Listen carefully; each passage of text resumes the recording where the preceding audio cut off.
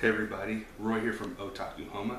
I'm here today to do a review on the new Ghostbusters movie that came out this past Friday, July 15th. I saw it when it came out on Friday, and before I tell you my review, I'm going to tell you what my first impression of the movie was when I first saw the trailer. So, when I first saw the trailer, it was just kind of okay. Because of all the females they have in there, majority of them are all from Saturday Night Live, and I was hoping that it wasn't like a long Saturday Night Live skit, them just doing Ghostbusters. You know, probably you're expecting to see executive producer Lorne Michaels whenever you see in the movie. Now, I don't know if he has his hand in it or nothing like that, but that's my first impression when I first saw it. And then, of course, the whole thing at the beginning for me when it said 30 years ago, 4 scientists saved New York, and then, that kind of threw me because Winston wasn't a scientist, he was just a blue-collar, worker, you know what I mean, that was just helping them. They needed an extra guy. So, anyway, so besides all that, when I saw the movie, it was actually pretty good. It wasn't as bad as everybody was all, talking trash, thinking that the movie was just going to suck because of the trailers and all that stuff. But after going to see the movie, I actually enjoyed it. Actually, my favorite character in the movie was Kate McKinnon's character. God, her name was Holtzman. I think that's what her name was. For me, she was funny, and Leslie Jones did a great job. The character that she had and everything like that. Playing Patty, and then of course you had Kristen Wiig and Melissa McCarthy, and but like I said, everybody did a good job. The cameos they had in the movie was Bill Murray and Dan Aykroyd, Ernie Hudson, Sigourney Weaver, and Annie Potts. And the only one that wasn't in there was Rick Moranis from the original movie, and that's because he's retired. He didn't want to do it, stuff like that. The story was great for the most part. The villain was, for me, I really didn't like the villain too much. I thought they could have done better with that, but that's just, I don't know what you can say about that. I didn't really care for Slimer. Was cool, but it looked like he had a girlfriend or something like that, like a girl Slimer or whatever. I mean, I guess they're just trying to do, something different there. But and then Chris Hemsworth's character as the receptionist.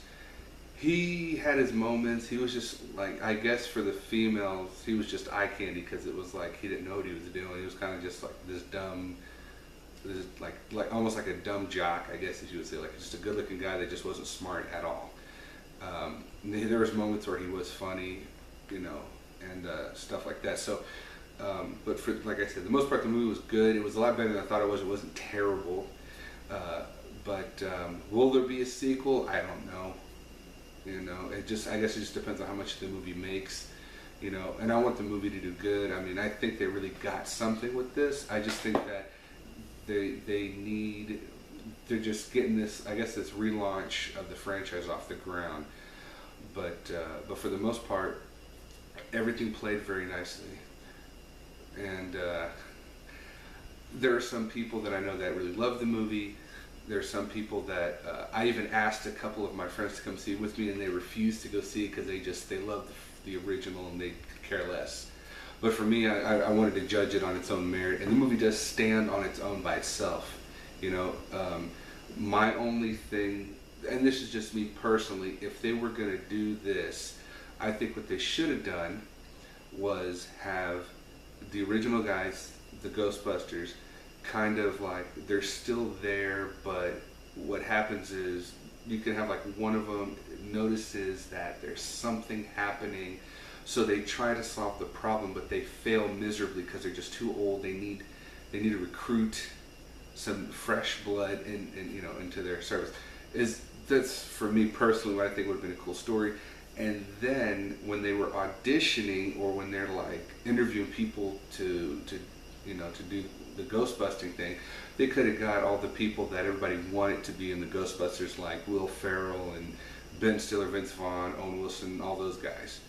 and then of course, keep it. You still have the four ladies. So, but you would have that part of it, so everybody can kind of get their, they get their rock stuff like, oh, they got to, wear the suit or whatever, just to kind of humor the fans that really wanted it to stay with the guys.